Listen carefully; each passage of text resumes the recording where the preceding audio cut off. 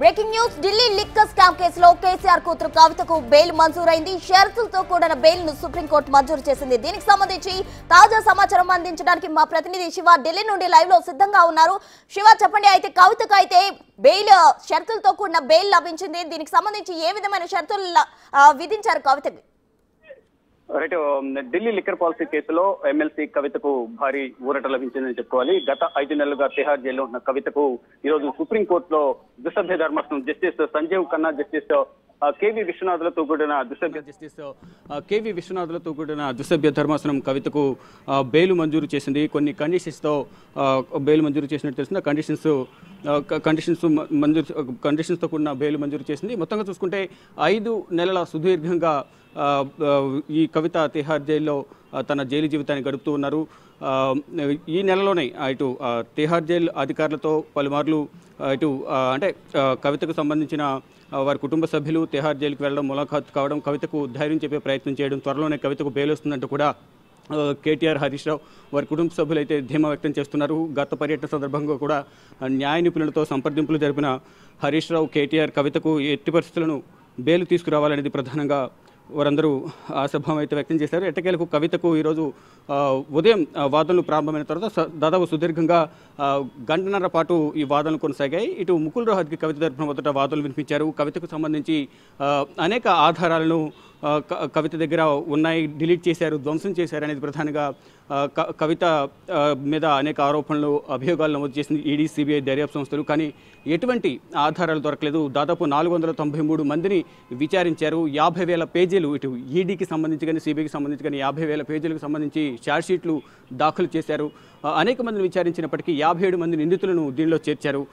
కవితతో పాటు అనేక మందిని విచారించారు, అనేక మందిని అరెస్ట్ చేశారు, అనేక మంది అప్రూవర్గా కూడా మారిన పరిస్థితి అయితే కనిపించింది. కానీ కవితకు వ్యతిరేకంగా ఎక్కడ కూడా 100 కోట్ల రూపాయలు అయితే కవిత చేతులు మార్చారు.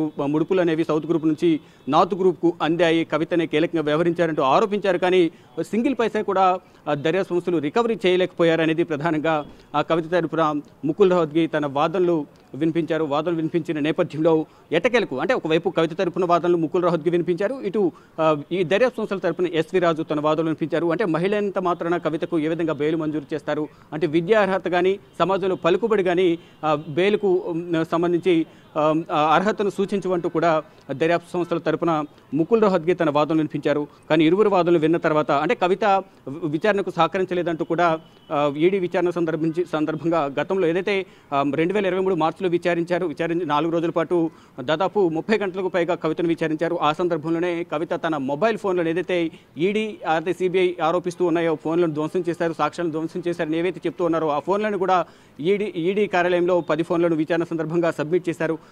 దానిలో సాక్ష్యాలను డిలీట్ చేశారంటూ కూడా కవిత మీద అనేక అభియోగాలు నమోదు చేశారు. కానీ ఆ ఫోన్లను తాను ధ్వంసం చేయలేదు, తన ఇంట్లో ఉన్న సర్వెంట్స్కి ఇచ్చారు అనేది ప్రధానంగా కవిత తరపున వాదనలు వినిపించారు. డేటా కూడా రికవరీ చేశారు. కానీ దాంట్లో ఏదైనా ఆధారాలు ఉంటే, ఏదైనా తప్పు చేసే ఆధారాలు ఉంటాయి, కానీ దాంట్లో ఎటువంటి ఆధారాలు లేవు. ఎటువంటి డాక్యుమెంట్ పరంగా కానీ డేటా పరంగా కానీ ఏవి కూడా ఎగనెస్ట్గా కవితకు ఎగనెస్ట్గా ఈడీ అధికారులకు కానీ సిబిఐ కానీ దొరకలేదు. కానీ లేనిపోని అభియోగాలు నమోదు చేస్తున్నారు. అరుణ్ రామచంద్రపిల్లని అరెస్ట్ చేసి భయపెట్టి స్టేట్మెంట్ తీసుకున్నారు. అరుణ్ రామచంద్రపిల్ల ఇచ్చిన స్టేట్మెంట్ ఆధారంగానే కవితను అరెస్ట్ చేస్తామని గతంలో తెలిపారు. మళ్ళీ తర్వాత అరుణ్ రామచంద్రపిల్ల ఈ స్టేట్మెంట్ వెనక్కి తీసుకున్నారనేది ప్రధానంగా అంటే భయపెట్టడం ద్వారా, కవితను భయపెట్టడం ద్వారా అభియోగాల్లో భయపెట్టడం ద్వారా అరుణ్ రామచంద్రపల్లి స్టేట్మెంట్ వెనక్కి తీసుకున్నారనేది మరొక ఆరోపణ అయితే ఈడీ చేస్తోంది. అంటే జైల్లో ఉన్న సందర్భంలో అరుణ్ రామచంద్రపల్లిని ఏ విధంగా బెదిరిస్తారంటూ కూడా బెంచ్ కూడా అంటే ద్విసభ్య ధర్మాసనం జస్టిస్ బిఆర్ గవై, జస్టిస్ విశ్వనాథ్లతో కూడిన ధర్మాసనం ప్రశ్నించిన నేపథ్యంలో అంటే తరచూ లాయర్లు కానీ కుటుంబ సభ్యులు కానీ కలుస్తూ ఉంటారు కాబట్టి ఆ సందర్భంలో కూడా బెదిరించి ఉండొచ్చు అనేది ఇటు ఈడీ తరపున ఎస్వి రాజు వాదనలు వినిపించారు. ఇలా వాదనలు ప్రతివాదనలు కొనసాగిన తర్వాత అంటే ఎట్టి పరిస్థితులను కవితకు బెయిల్ ఇవ్వద్దు, కవితకు అగెనెస్ట్గా అనేక ఆధారాలు మా దగ్గర ఉన్నాయి, ఆధారాలు మళ్ళీ మేము మీకు సబ్మిట్ చేస్తాము, ఇప్పటివరకు ఈ ఛార్జ్షీట్లు దాఖలు చేస్తాము కాబట్టి ఛార్జ్షీట్లో కూడా కవితకు సంబంధించి అనేక అభియోగాలు ఉన్నాయి, కవిత ఎవరెవరితో వ్యాపార సంబంధాలు ఉన్నాయి, ఆర్థిక లావాదేవీలు ఉన్నాయి అనే దానిపై కూడా ప్రధానంగా వాదనలు వినిపించారు. దాంట్లో శరత్చంద్రారెడ్డి, మాగుంట రాఘవరెడ్డి రెడ్డి, మాగుంట శ్రీనివాసరెడ్డి, బుచ్చిబాబు, అభిషేక్ బోయినపల్లి, అరుణ్ రామచంద్ర పిల్లై, విజయ్ నాయర్, ఇలా సౌత్ గ్రూప్లో కీలకంగా ఉన్న ఇటు అరవింద్ కేజ్రీవాల్ కానీ, మనీష్ సిసోడియా, ఇటు ఇండోస్పిరిట్ అధినేత సమీర్ మహేంద్రు, అమిత్ అరోరా, దినేష్ అరోరా, వీరందరూ కూడా అంటే మొదట ఈ ఢిల్లీ లిక్కర్ పాలసీ అనేది 2021-22కు సంబంధించి ఢిల్లీ లిక్కర్ పాలసీ రూపకల్పనలో దినేష్ అరోరా, విజయ్ నాయర్ కీలకంగా వ్యవహరించారు. ఈ ఢిల్లీ లిక్కర్ పాలసీ డ్రాఫ్ట్ రూపకల్పన చేసే సందర్భంలో కూడా కవితకు వీరందరూ సహకరించారు. కవిత అలాగే విజయ్ నాయర్ అంటే ఆమ్ ఆద్మీ పార్టీ గవర్నమెంట్లో మీడియా కోఆర్డినేటర్గా విజయ్ నాయర్ ఉన్నారు. ఆ సందర్భంలోనే కవితతో పలుమార్లు సమావేశమయ్యారు. కవిత ఢిల్లీ లిక్కర్ పాలసీ సంబంధించి రూపకల్పన చేసే సందర్భంలో దీంట్లో ఇంట్రెస్ట్ ఉంది, దీనిపై అసలు రూపకల్పన ఏ విధంగా చేశారు అనే దానిపై మాట్లాడదామంటూ కూడా విజయ్ నాయర్తో పలుమార్లు ఢిల్లీలోను, హైదరాబాద్లోను సమావేశమయ్యారు అనేది ఈడీ, సిబిఐ అనేక మార్లు అభియోగాలు నమోదు చేస్తున్నారు. ఎవరినైతే అరెస్ట్ చేశారో అరెస్ట్ చేసిన తర్వాత వారికి సంబంధించిన ఛార్జ్షీట్ దాఖలు చేస్తారు. కాబట్టి ఆ ఛార్జ్షీట్ దాఖలు చేసే సందర్భంలో ఎవరెవరితో లింకప్ అయి ఉన్నారు వీరు అనే దానిపై కూడా అందరి పేర్లు దీంట్లో నిందితులు, సాక్షులను, ఎవరైతే అక్యూజ్డ్గా ఆరోపణలు ఎదుర్కొంటున్నారో వారందరికీ సంబంధించి కూడా అభియోగాలు నమోదు చేస్తూ వారందరికి సంబంధించి దీంట్లో ప్రధానంగా అనేక మంది సాక్షులు కూడా అంటే దాదాపు 493 మంది సాక్షులను, 57 మంది నిందితులు వీరందరినీ కూడా అనేక మార్లు విచారించారు. మరోవైపు తెలంగాణకు సంబంధించి ఒక పత్రికకు సంబంధించి ముత్తా గౌతమ్ను కూడా విచారించారు. దానికి సంబంధించి కూడా ఆర్థిక లావాదేవీలు అన్నిటిపై కూడా ప్రధానంగా దర్యాప్తు కొనసాగించారు. సుదీర్ఘంగా దర్యాప్తు కొనసాగించిన తర్వాత కవితకు ఏ విధంగా వ్యతిరేకంగా ఎటువంటి సాక్ష్యాలు లభించినప్పటికీ కూడా ఇంకా ఏదో విధంగా జైల్లో ఉంచాలి, గతంలో పిలిచిన సాక్షులను మళ్ళా పిలిచి కవితకు వ్యతిరేకంగా చెప్పాలి, సాక్ష్యం చెప్పాలని వారందరూ కూడా ఒత్తిడి చేస్తున్నారనేది కవిత తరపున న్యాయవాది ముకుల్ రోహత్గి తమ వాదనలు వినిపించారు. ఇటు ఈడీ కూడా కవిత ప్రధానంగా 2021 రూపకల్పనలో 2021-22 ఢిల్లీ లిక్కర్ పాలసీ రూపకల్పనకు సంబంధించి పలుమార్లు సమావేశమయ్యారు. ఇటు సౌత్ గ్రూప్ సంబంధించిన, నార్త్ గ్రూప్ సంబంధించిన కీలక నేతలందరితో, కీలక వ్యాపార భాగస్వాములతో కూడా సమావేశమైన సందర్భంలో అనేక మార్లు రూపకల్పనలో మార్పులు చేర్పులు చేశారు. ఒకవేళ లిక్కర్ పాలసీలోకి, లిక్కర్ బిజినెస్లోకి ఎంటర్ అవ్వాలంటే కవితను సంప్రదించి ఎంటర్ అవ్వాలనేది ప్రధానంగా ఇటు నార్త్ గ్రూప్ సంబంధించిన వ్యాపార భాగస్వాములు కానీ, ఇటు సమీర్ మహేంద్రు, మరోవైపు అరుణ్ రామచంద్ర పిల్లై, మనీష్ సిసోడియా, మరోవైపు అరవింద్ కేజ్రీవాల్ వీరందరూ కూడా చెప్పారు. దానికి అనుగుణంగానే ఇక్కడ సౌత్ గ్రూప్ నుంచి 100 కోట్ల రూపాయలు ఎవరెవరికి జోన్లు కేటాయించాలి, జోన్లు కేటాయించినందుకు ఎవరి నుంచి ఎంత తీసుకోవాలనేది కూడా కవిత ఇష్టం అనేది ప్రధానంగా వారు ఫ్రీ హ్యాండ్ ఇచ్చారనేది ప్రధానంగా ఈడీ, సిబిఐ దర్యాప్తులో ఆరోపిస్తున్నాయి. గతంలో సిబిఐ విచారించిన సందర్భంలో శరత్చంద్రారెడ్డి నుంచి 5 జోన్లకు గాను ఒక్కొక్క జోన్కు 5 కోట్లు ఇవ్వాలి, లేని పక్షంలో వ్యాపారం ఏ విధంగా కొనసాగిస్తామంటూ కూడా ఆయన బెదిరించి ఒక భూమిని కూడా మహబూబ్నగర్లోని ఒక ల్యాండ్ని కూడా రాయించుకున్నారు.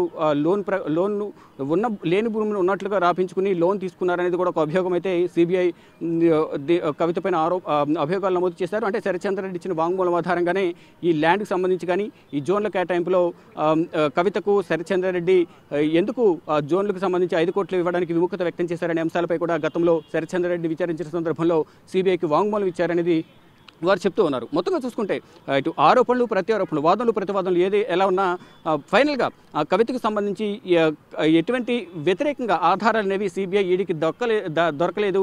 కేవలం తీవ్ర జాప్యం అయితే విచారణలో కూడా తీవ్ర జాప్యం చేస్తున్నారనేది ప్రధానంగా కవిత తరపున న్యాయవాది ముకుల్ రోహత్గి తమ వాదనలు వినిపించారు. మధ్యలో బెంచ్ ద్విసభ్య ధర్మాసనం సంబంధించిన జస్టిస్ బిఆర్ గవాయ్ అలాగే కేవీ విశ్వనాథులతో కూడిన ధర్మాసనం వారిద్దరు కూడా జడ్జెస్ కూడా మధ్యలో జోక్యం చేసుకుని ఈ పారదర్శకంగా జరగాలి విచారణ అనేది, పారదర్శకం జరగకుండా వారు స్వార్థంగా ఈ విచారణ జరపకూడదు అనేది ప్రధానంగా ఇద్దరు కూడా ఇటు జస్టిస్ బిఆర్ గవాయ్ అలాగే కె విశ్వనాథులు ఇద్దరు కూడా ఒకంత దర్యాప్తు పట్ల అసహనం వ్యక్తం చేశారు. మొత్తంగా అంటే కండిషన్స్తో కూడిన బెయిల్ మంజూరు చేస్తామంటూ ముందుగానే విచారణ సందర్భంగా తెలిపారు. కానీ ఇటు మొత్తం ఇంకా మరికొన్ని డాక్యుమెంట్స్ ఉన్నాయి, డాక్యుమెంట్స్ కూడా చూడండి, చూసిన తర్వాత మీరు జడ్జిమెంట్ ఇవ్వండి అంటూ కూడా ఎస్వి రాజు దర్యాప్తు సంస్థల తరపున ఎస్వి రాజు వాదనలు వినిపించారు. కానీ ఫైనల్గా కవితకు కండిషన్స్తో కూడా ఒక బెయిల్ అయితే మంజూరు చేసినట్లుగా కూడా చెప్తూ ఉన్నారు. మొత్తంగా చూసుకుంటే సుదీర్ఘకాలం అంటే దాదాపు 5 నెలల తర్వాత మార్చి 15న కవితను హైదరాబాద్లో ఈడీ అధికారులు అరెస్ట్ చేశారు. అరెస్ట్ చేసిన తర్వాత అదే రోజు రాత్రి ఢిల్లీకి తీసుకొచ్చారు. 16వ తేదీన రౌజేని కోర్టులో హాజరుపరిచిన తర్వాత మొత్తం 10 రోజులు కవితకు ఈడీ కస్టడీ ఇచ్చారు. ఈడీ కస్టడీలో ఉండగానే అంటే మార్చి 15న ఈడీ కస్టడీ ముగిసిన తర్వాత జ్యుడిషియల్ కస్టడీకి తిహార్ జైలుకు తరలించారు. తిహార్ జైల్లో ఉండగానే ఈడీ కేసులో జ్యుడిషియల్ కస్టడీలో ఉండగానే 5వ తేదీన కవితను విచారిస్తామంటూ కూడా రౌజేని కోర్టు దగ్గర సిబిఐ పర్మిషన్ తీసుకుని 6వ తేదీన విచారించింది. 6వ తేదీన విచారించిన తర్వాత కవితను 11వ తేదీన అంటే రంజాన్ పండుగ రోజు కవితను అరెస్ట్ చేశారు. ఏప్రిల్ 11 రంజాన్ పండుగ రోజు కవితను అరెస్ట్ చేశారు సిబిఐ అధికారులు. అరెస్ట్ చేసిన తర్వాత ఆ రోజు కోర్టు సెలవు కావడంతో 12వ తేదీన కవితను